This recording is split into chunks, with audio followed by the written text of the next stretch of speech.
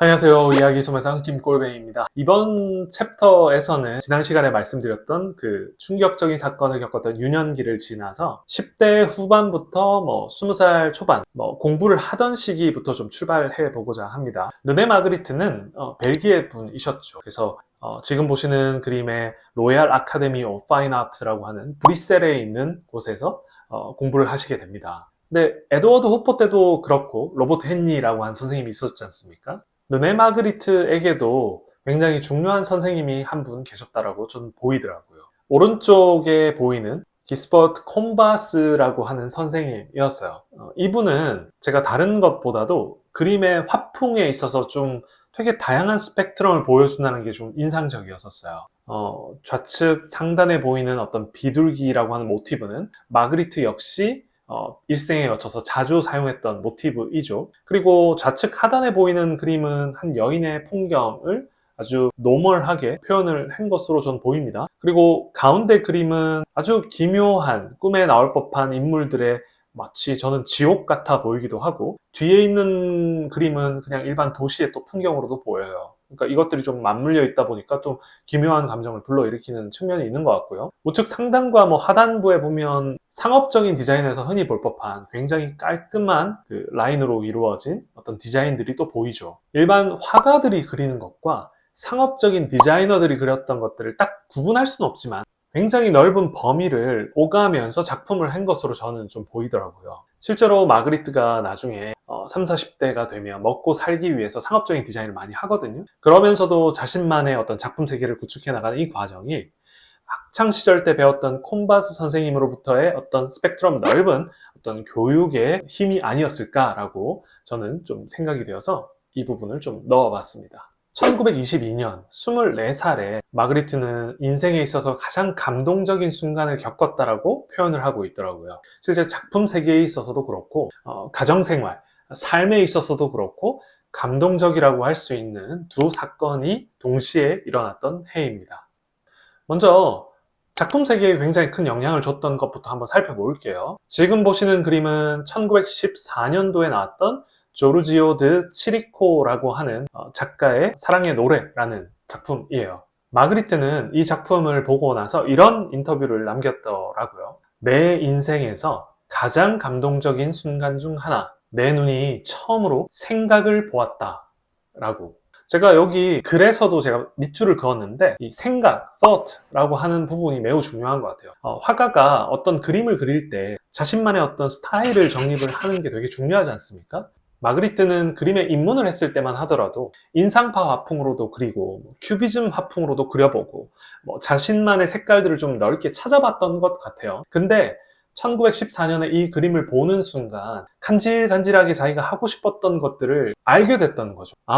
나는 이 세상을 바라볼 때 내가 생각하고 있는 것들을 좀 표현을 하고 그 표현된 것들을 통해 사람들에게 여러 생각들을 불러일으키는 것을 하고 싶구나 라고 이 순간 깨달았던 것 같아요. 그래서 이 조르지오 드 치리코의 1914년도 사랑의 노래라는 작품은 실제로 1924년에 초현실주의가 나오기 10년 전에 발표됐던 그림이거든요. 후에 이 초현실주의 화가들에게도 분명히 영향을 앞서서 줬던 그림이긴 하죠. 구체적으로 좀 뜯어보면 조르지오 드 치리코는 고전 예술을 굉장히 사랑했던 분이라고 해요. 근데 시대가 흐름에 따라서 고전 예술이 좀 퇴색되어 가는 것들이 안타까워서 석상으로 이렇게 박제된 것 같은 느낌으로 표현을 했다라고 하고, 고무장갑처럼 보이는 이 늘어뜨려진 이 분홍색, 빨간색 장갑은 인간을 상징한다고 해요. 근데 그 속이 비어있죠. 사람을 상징을 하되 비어있는 어떤 공허함 같은 것들을 또 박제된 것으로 표현을 했다라고 하고요. 저 뒤에 보이시는 어떤 기차는 조르지오 드 치리코 아버님이 기차 선로를 이렇게 설계하는 엔지니어였다라고 하시더라고요. 자신의 아버지에 대한 어떤 존경과 사랑을 또 그림에다가 이렇게 묻혀놓는 것들을 또 즐겨 했다라고 합니다. 이렇듯 화가 본인이 어떤 생각하는 것들을 상징적으로 표현을 하고 그것들을 그림 곳곳에 놓기는 이런 류의 작법이 마그리트에게 영향을 줬던 것이죠. 화풍 차원에서 또 영향을 줬던 케이스 하나가 더 있어서 이건 언급드리고 싶었어요. 1892년도 블라인드 하우스라고 하는 작품이거든요. 여기에서는 마그리트는 빛뿐만 아니라 어둠과 같이 겸해질 때에 그림에 어떤 효과를 줄 수 있는지, 어떤 영향을 줄 수 있는지에 대한 생각들을 많이 했던 것 같아요. 실제로 1950년도 작품 빛의 제국이라고 하는 일종의 시리즈를 선보일 때 1892년도 이 블라인드 하우스에서 영향을 받았던 것을 실제로 언급하고 계시죠. 그래서 빛의 제국 이 그림을 보시면 또 어떻습니까? 마그리트 특유의 대페이지망이 또 잘 드러납니다. 이 그림에서 환상, 꿈에서 나올 법한 요소들이 어디 보이십니까? 전형적으로 보이는 하늘, 맑게 갠 하늘, 그리고 어둠 속에 있는 집, 나무 밖에 없죠? 다만 이 두 가지 상충되는 것들을 절묘하게 병치시킴으로 인해서 기묘한 감각을 불러일으키죠. 일상에 익숙한 두 가지를 컨텍스트적으로 탁 붙임으로 인해 가지고 일어나는 일종의 효과를 노리는 마그리트의 기법.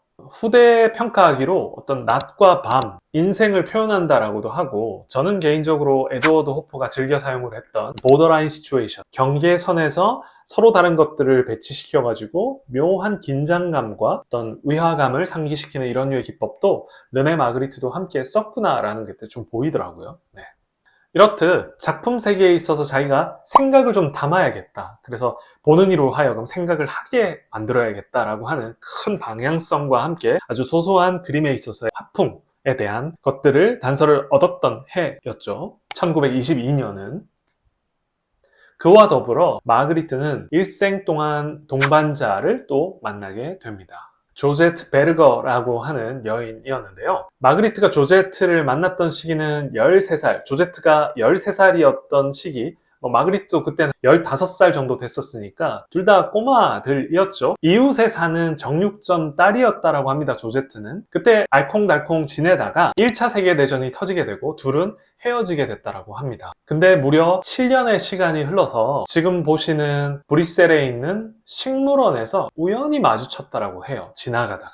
둘은 한눈에 서로를 알아보게 되고 또 사랑에 빠지게 되죠. 마그리트는 역사에 길이 남는 화가들이 각종 스캔들로 점철되는 것과는 좀 비교되게 비교적 아내를 한평생 사랑했던 아주 평이한 일상을 살았던 화가로 좀 평가되시더라고요. 물론 두 분 사이에서도 스캔들과 별거라고 하는 사건이 있긴 했었습니다. 한 4년 동안 떨어져 지내시는 그 에피소드가 있긴 했었거든요. 마그리트가 아주 젊은 무용수에게 마음을 흔들리게 되고 그것을 조제트가 알게 돼서 서로 마음이 상하게 되고 파리와 벨기에에 떨어져 지냈던 4년이 있긴 했어요. 아내를 달래기 위해 마그리트가 절친한 친구에게 부탁을 해서 아내를 좀 달래줘라고 보내는데 그 친구와 아내가 또 썸이 나버리는 이런 스캔들이 분명히 한 건 정도 있긴 했으나 평생에 걸쳐서 어쨌든 서로 사랑하는 사이로 동반자의 관계를 유지했다라고 하더라고요.